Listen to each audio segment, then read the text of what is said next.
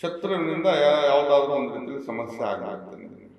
ಎಲ್ರಿಗೂ ಫೋನ್ ಮಾಡೋದು, ಈ ವ್ಯಕ್ತಿ ಹಿಂಗೆ ಹೇಳ್ದ, ಹಿಂಗೆ ಹೇಳಿದ್ರೆ ಹಿಂಗಾಯ್ತು ಅಂತ ಹೇಳಿ ನಿಮ್ಮ ಬಗ್ಗೆ ಅಪಪ್ರಚಾರ ಶುರು ಮಾಡ್ಬಿಡೋದು. ಹಿಂಬಾಲಕರು ಇರ್ತಾರೆ, ಚೇಲಾಗಳು, ಅವರು ಇವನಿಗೆ ಹೊಗಳ್ತಾ ಇರ್ತಾರೆ, ಇವನು ಮತ್ತೆ ಅಟ್ಟಕ್ಕೆ ಹೋಗಿ ಕೂರ್ತಾ ಇರ್ತಾರೆ.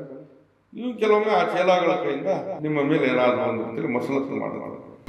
ಮನಸ್ಸಿನಲ್ಲೇ ಕೆಟ್ಟದ್ದು, ಅವನು ಈ ಬಾಯಿ ವಿಷನೇ ಇರುತ್ತೆ, ಯಾವುದೇ ರೀತಿಯಲ್ಲಿ ಅಂತ ಸತ್ಯ ಅನ್ನೋದಿರೋದಿಲ್ಲ. ನಮಸ್ಕಾರ ವೀಕ್ಷಕರೇ, ನಾನು ನಿಮ್ಮ ಗಿರಿಧರ್ ಭಟ್. ನಿಮ್ಮ ಶತ್ರು ಬಾಯಿ ಮುಚ್ಚಲ್ಲ, ಯಾಕಂದರೆ ಅವನ ಉದ್ದೇಶ ಅಪಪ್ರಚಾರ, ಅಪಮಾನ, ಅವಮಾನ, ತೇಜೋವಧೆ. ಏನು ಸಿಗುತ್ತೆ ಬಾಯಿಗೆ, ಏನು ಬರುತ್ತೆ ಅದನ್ನು ಬಡ್ಕೊಳ್ಳೋದು, ಹೇಳೋದು, ತಿರುಗಾಡೋದು, ಇಷ್ಟೇ ಅವನ ಕೆಲಸ. ಯಾಕಂದರೆ ಅವನಂತರೂ ಕೆಲಸ ಕಾರ್ಯ ಮಾಡೋದು ಬಿಟ್ಬಿಟ್ರೆ ಅವನಿಗದು ಬೇಕಾಗಿರೋದು. ಆದರೆ ನಿಮ್ಮನ್ನು ಮಾತ್ರ ಅವನು ಹಿಂದೆನೇ ಗಂಟು ಬಿದ್ದಿರ್ತಾನೆ. ನಿಮ್ಮ ಬಗ್ಗೆ ಹೇಳ್ಕೊಂಡು ತಿರುಗಾಡೋದು, ಸಮಜಾಯಿಸಿ ಕೊಡೋದು. ಕೆಲವೊಮ್ಮೆ ಏನಾಗುತ್ತೆ, ಶತ್ರುವಿನಿಂದ ಯಾವುದಾದ್ರೂ ಒಂದು ರೀತಿಯಲ್ಲಿ ಸಮಸ್ಯೆ ಆಗಿಬಿಡುತ್ತೆ ನಿಮಗೆ. ಅದು ಆದಾದಮೇಲೆ ಅದನ್ನು ಸರಿಪಡಿಸ್ಕೊಳ್ಳೋಕ್ಕೋ ಅಥವಾ ಸಾಬೀತು ಮಾಡಿಕೊಳ್ಳಿಕ್ಕೆ ಎಲ್ರಿಗೂ ಫೋನ್ ಮಾಡೋದು, ಈ ವ್ಯಕ್ತಿ ಹಿಂಗೆ ಹೇಳಿದ್ದಕ್ಕೆ ಹಿಂಗಾಯಿತು ಅಂತ ಹೇಳಿ ನಿಮ್ಮ ಬಗ್ಗೆ ಅಪಪ್ರಚಾರ ಶುರು ಮಾಡಿಬಿಡೋದು. ಯಾಕಂದರೆ ಇವನು ಮರ್ಯಾದೆ ಉಳಿಬೇಕಲ್ಲ, ಅಲ್ಲಿ ಎಲ್ರಿಗೂ ಫೋನ್ ಮಾಡೋದು, ಎಲ್ರಿಗೂ ಹೇಳೋದು. ಈ ರೀತಿಯಲ್ಲಿ ಹಿಂದಗಡೆ ಕೂರಿಸ್ಬಿಟ್ಟು ಶತ್ರು ನಿಮ್ಮ ಮೇಲೆ ಪ್ರಹಾರ ಮಾಡಿಸೋದು. ಮತ್ತೆ ಜನಗಳ ಹತ್ರ ಹೋಗಿ, ಪಾಪ ಆ ವ್ಯಕ್ತಿಗೆ ಹಿಂಗಾಗಬಾರ್ದಾಗಿತ್ತು ಅಂಥೇಳಿ ನಾಟಕ, ನೌಟಂಕಿ ಆಟಗಳನ್ನು ಆಡೋದು. ಇಂತಹ ಒಂದು ದುಷ್ಟ ಮನಸ್ಥಿತಿ. ತನಗೆ ಕಿಸಿಯಕ್ಕೆ ಬಂದಿಲ್ಲ ಅಂದ್ರೂ ಕೂಡ ಊರ್ದು ಉಸಾಬರಿ ತಗೊಂಡಂಗೆ ಈ ವ್ಯಕ್ತಿ ಆಟ ಆಡ್ತಾ ಇರ್ತಾರೆ. ಯಾಕಂದರೆ ಇವನು ದ್ವೇಷಕಾರಕ ಬುದ್ಧಿ, ಸರ್ಪ ಬುದ್ಧಿ, ನಂಜುಕಾರವಂತಹ ಬುದ್ಧಿ. ಅವನು ಬಾಯ್ ಬಿಟ್ಟರೆ ಬರೀ ವಿಷಯನೇ, ಯಾವುದೋ ರೀತಿಯಲ್ಲಿ ಸತ್ಯ ಇರೋದಿಲ್ಲ, ಬರೀ ಅಸತ್ಯದಲ್ಲೇ ಹೋಗ್ತಾ ಇರ್ತಾನೆ, ಅಧರ್ಮದ ದಾರಿಯಲ್ಲೇ ಹೋಗ್ತಾ ಇರ್ತಾನೆ. ಬರೀ ಅವ್ರಿಗೆ ಇಲ್ಲಿ ಅಲ್ಲಿ ತಂದಿಟ್ಟು ತಮಾಷೆ ನೋಡೋದು, ಇನ್ನೊಬ್ಬರ ಮೇಲೆ ಬೇಕಂತಾನೆ ತಾನೇ ದೊಡ್ಡವನು, ದೊಡ್ಡಸ್ತಿಗೆ ತೋರಿಸೋದು, ದುರಹಂಕಾರದಿಂದ ಮೆರೆಯೋದು. ಅಥವಾ ಇಡೀ ಊರು ಜನ ಏನೋ ಒಂದು ರೀತಿಯಲ್ಲಿ ತೊಂದರೆ ಮಾಡಿದಾರೆ ಅನ್ನೋ ರೀತಿಯಲ್ಲಿ ಬಿಂಬಿಸೋದು. ಕಿತಾಪತಿ. ಇಂಥವ್ರಿಗೆಲ್ಲ ಕರೆಕ್ಟಾಗಿ ಕರ್ಕೊಂಡೋಗಿ ಹುಚ್ಚಾಸ್ಪತ್ರೆಗೆ ಸೇರಿಸ್ಬಿಡೋದು. ಇವನ ಒಂದು ಹಿಂಬಾಲಕರು ಇರ್ತಾರೆ, ಚೇಲಾಗಳು, ಅವರು ಇವನಿಗೆ ಹೊಗಳ್ತಾ ಇರ್ತಾರೆ, ಇವನು ಮತ್ತೆ ಅಟ್ಟಕ್ಕೆ ಹೋಗಿ ಕೂರ್ತಾ ಇರ್ತಾನೆ.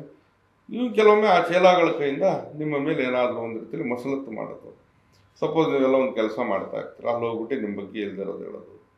ನಿಮ್ಮ ಜಾಗದಲ್ಲಿ ಏನೋ ಒಂದು ಅಣ್ಣ ತಮ್ಮದ್ರಲ್ಲಿ ಸಮಸ್ಯೆ ಇರುತ್ತೆ, ಅಲ್ಲಿಂದ ಅಲ್ಲಿಗೆ ಬೆಂಕಿ ಹಚ್ಚಿಬಿಡೋದು. ಜಾಗ ಜಮೀನಲ್ಲಿ ಕಿರಿಕಿರಿ, ತೊಂದರೆ, ವ್ಯಾಜ್ಯಗಳು ಸೃಷ್ಟಿ ಮಾಡಿಸೋದು. ಕೆಲವೊಮ್ಮೆ ಏನಂತಂದರೆ ಹೋಗೋ ಬರೋವಂಥ ದಾರಿಯಲ್ಲಿ ಬೇಕಂತಲೇ ತಡೆಯೋದು, ಪ್ರಹಾರ ಮಾಡಿಸೋದು, ಅಪಪ್ರಚಾರ ಮಾಡೋದು. ಈ ರೀತಿಯಲ್ಲಿ ಈ ಆಗುವಂತಹ ಕಲ್ಯಾಣ ಶುಭ ಕಾರ್ಯಗಳಿಗೆ ಕಲ್ಲು ಹಾಕುವಂಥ ಬುದ್ಧಿ. ಯಾಕಂದರೆ ಇಲ್ಲಿ ಅವನದೇ ಸ್ವಲ್ಪ ಸಮಸ್ಯೆಗಳಾಗಿರ್ತಾವಲ್ಲ, ಈ ರೀತಿಯೆಲ್ಲ ಯೋಚನೆ ಮಾಡೋದು. ಹೀಗೆ ನೋಡಿ, ಅವರು ಇವನಷ್ಟು ಬುದ್ಧಿವಂತರು ಅಥವಾ ವಿಚಾರವಂತರು ಅಂತಲ್ಲ, ಅವ್ರದ್ದು ಹಿಂದೆ 100 ಆಗಿರುತ್ತೆ, 1000 ಸಮಸ್ಯೆಗಳಿರ್ತವೆ. ಆದರೂ ಕೂಡ ಜನರಲ್ಲಿ ಬಂದು ಏನೋ ಒಂದು ರೀತಿಯಲ್ಲಿ ತಾನೇ ದೊಡ್ಡನು, ತಂದೆ ನಡೀತಾನೋ ರೀತಿಯಲ್ಲಿ ಬಿಂಬಿಸ್ತಾ ಇರ್ತಾನೆ ದರಿದ್ರ ಶತ್ರುಗಳು. ಇವನು ಮಾತ್ರ ನೆಮ್ಮದಿಯಾಗಿರಲ್ಲ, ಇನ್ನೊಬ್ಬರು ನೆಮ್ಮದಿಯಾಗಿರೋಕ್ಕೂ ಬಿಡೋದಿಲ್ಲ. ಕಾಡೋದು, ಇನ್ನೊಬ್ಬರ ಹತ್ರ ಹೋಗಿ ಇವನು ಬೇಡೋದು, ಮತ್ತೊಬ್ಬರಿಗೆ ಕಾಡುವಂಥ ಥರ ರೀತಿಯಲ್ಲಿ ಕಿರಿಕಿರಿ ಮಾಡೋದು. ಇಂತಹ ದುಷ್ಟ ಬುದ್ಧಿ, ದುರುಳ ಬುದ್ಧಿ, ಮನಸ್ಸಿನಲ್ಲೇ ಕೆಟ್ಟದ್ದು. ಅವನು ಬಾಯಿ ಬಿಟ್ಟರೆ ವಿಷನೇ ಇರುತ್ತಲ್ಲ, ಯಾವುದೇ ರೀತಿಯಲ್ಲಿ ಅಂತ ಸತ್ಯ ಅನ್ನೋದಿರೋದಿಲ್ಲ. ಇಂಥ ದರಿದ್ರ ಜನಗಳೇನಿರ್ತಾರೆ, ಅನಗತ್ಯವಾಗಿ ಸುಖ ಸುಮ್ಮನೆ ಶಾಂತವಾಗಿರ್ತಕ್ಕಂಥ ಈ ಕೆಲವೊಬ್ಬರನ್ನ ಬೇಕಂತಲೇ ಕಣ್ಣಲ್ಲಿ ಹಿಡಿದು ಪ್ರಹಾರ ಮಾಡಿ ಅವ್ರಿಗೆ ನೋವು ಕೊಡೋದು, ತೊಂದರೆ ಕೊಡೋದು, ಬೇಕಂತಲೇ ಅವ್ರ ಮೇಲೆ ಏನೇನೋ ಒಂದು ರೀತಿಯಲ್ಲಿ ಅಪಪ್ರಚಾರ ಮಾಡಿ, ಅವಮಾನಕರ ಮಾಡಿ, ಅಥವಾ ಸಮಸ್ಯೆನ ಮಾಡೋದೇ ಇವ್ರಿಗೆ ಉದ್ದೇಶ ಆಗಿರುತ್ತೆ. ಇಂಥವ್ರಿಗೆ ಬುದ್ಧಿ ಕಲಿಸ್ಬೇಕು, ಅದು ಬೇರೆ ವಿಷಯ ಇರಲಿ. ಇಂಥ ಶತ್ರುಗಳಿಂದ ನೀವು ಸಮಸ್ಯೆ ಅನುಭವಿಸ್ತಾ ಇದ್ದರೆ, ಅಮಾವಾಸ್ಯೆ ಅಥವಾ ಹುಣ್ಣಿಮೆಯ ದಿನ ತಾವು ಮುಟ್ಟಿದರೆ ಮುನಿ ಗಿಡ ನೋಡಿರ್ತೀರ, ಒಳ ಮುಚ್ಚುವ ಬೇರು ಅಂತ ಹೇಳ್ತಾರೆ. ಈ ಗಿಡವನ್ನು ಹೋಗಿ 2 ಗಂಧದ ಕಡ್ಡಿ ಹಚ್ಚಿ ಪೂಜೆ ಮಾಡಿ ಇದನ್ನು ಬುಡದ ಸಮೇತವಾಗಿ ತೆಗೀರಿ ಹೊರಗಡೆ. ಭಕ್ತಿಯಿಂದ ಪ್ರಾರ್ಥನೆ ಮಾಡಿ ತೆಗೆದುಕೊಂಡು ಬನ್ನಿ. ಹಾಗೆ ಅದನ್ನು ಬೇರನ್ನು ಈ ಬೆಳ್ಳಿ ತಾಯ್ತದಲ್ಲಿ ಹಾಕಿ ಈ ಯಂತ್ರದೊಡನೆ ಸೇರಿಸಿ. ಯಂತ್ರ ನೋಡಿ ಈ ರೀತಿ ಇದೆ, ಭುಜಪತ್ರೆಯಲ್ಲಿ ಬರೀರಿ, ಅರಿಶಿಣ ಕುಂಕುಮ ಸೇರಿಸಿಬಿಟ್ಟು ಕಪ್ಪು ಮಸಿಯಲ್ಲಿ ತಾವು ಬರೀರಿ. ಯಂತ್ರ ಸ್ವರೂಪ ಹೀಗಿದೆ. 3 ಉದ್ದವಾದಂಥ ಕಾಲಮು, 5 ಅಡ್ಡವಾದಂಥ ಕಾಲಮು. ಮೊದಲನೇ ಕಾಲಂನಲ್ಲಿ ಆ, ಓಂ, ಮಂ, ಯ, ರ. ಎರಡನೇ ಕಾಲಂನಲ್ಲಿ ರ, ಹಿ, ಅ, ರ, ನ.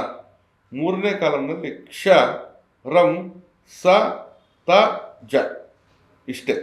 ಈ ಯಂತ್ರವನ್ನು ಬರೆದು ಈ ಮೊದಲೇ ನೀವು ಮುಟ್ಟಿದರೆ ಮುನಿಯ ಬೇರನ್ನು ಹಾಕಿರ್ತಿರಲ್ಲ, ಅರಿಶಿನ ಕುಂಕುಮದ ಸಮೇತವಾಗಿ ಈ ಭುಜಪತ್ರೆಯಲ್ಲಿ ಬರೆದಿರೋದನ್ನು ಕೂಡ ಹಾಕಿ ಆ ಯಂತ್ರದ ಒಳಭಾಗದಲ್ಲಿ ಹಾಕಿ ಕಟ್ಕೊಳ್ಳಿ. ಶತ್ರು ನಿಮ್ಮನ್ನು ನೋಡಿ ಕೆಮ್ಮಲ್ಲ. ಶತ್ರು ಎಲ್ಲೇ ಇದ್ರೂ ಕೂಡ ಬಾಯಿ ಮುಚ್ಕೊಂಡು ತಪ್ಪಾಗಿರ್ತಾನೆ. ಶತ್ರುವಿನ ಅಟ್ಟಹಾಸ ನಿಲ್ಲುತ್ತೆ. ಶತ್ರು ನಿಮ್ಮನ್ನು ಏನೂ ಮಾಡ್ಕೊಳ್ಳಿಕ್ಕಾಗಲ್ಲ. ಹಾಗಾಗಿ ಈ ಪರಿಹಾರ ಬಹಳಷ್ಟು ಶುಭ ಫಲ ತಂದು ಕೊಡುತ್ತೆ. ಮಾಡಿ, ಖಂಡಿತ ಶುಭವಾಗಿ ಒಳ್ಳೆಯದಾಗಲಿ. ನಾನು ನಿಮ್ಮ ಗಿರಿಧರ್ ಭಟ್. ನಮ್ಮ ಕಚೇರಿ ಅಥವಾ ಮನೆ ಬಂದು ಜ್ಞಾನಭಾರತಿ ಯೂನಿವರ್ಸಿಟಿ ಕ್ವಾರ್ಟರ್ಸ್ ಸರ್ಕಲ್ ಬೆಂಗಳೂರಲ್ಲಿದೆ. ಬರೋರು ಮೊದಲೇ ಸಮಯವನ್ನು ನಿಗದಿಪಡಿಸ್ಕೊಂಡು ಬನ್ನಿ. ಬರಲಿಕ್ಕೆ ಸಾಧ್ಯ ಆಗ್ತಾ ಇದ್ದರೆ ಈ ಕೆಳಗಡೆ ಕಾಣ್ತಾ ಇರ್ತಕ್ಕಂಥ ನಂಬರ್ಗೆ ಕರೆ ಮಾಡಿ ಮುಕ್ತವಾಗಿ ಸಮಾಲೋಚನೆ ಕೂಡ ಮಾಡಬಹುದು. ಶುಭವಾಗಿ. ನಮಸ್ಕಾರ.